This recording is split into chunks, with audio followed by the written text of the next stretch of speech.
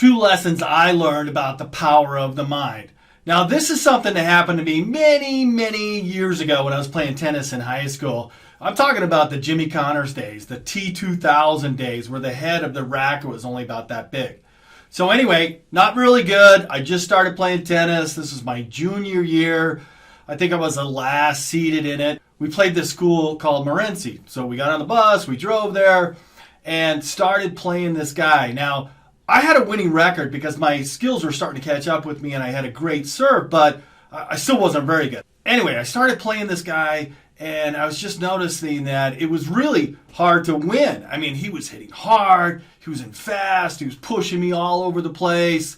And then when I won, it was like 6-4, 6-4, both sets. I was like, all right.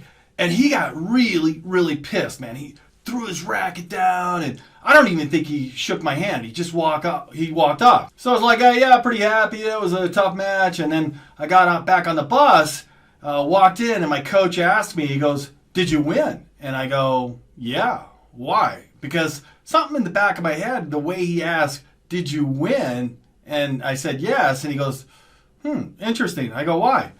He goes, because that guy was the number 1 player on the team. The only reason he was seeded 6 was because he missed a practice and he got moved back down. And I go, are you kidding me? I beat the best person on their team? If I would have known he was the best player on their team, I would have probably beat myself.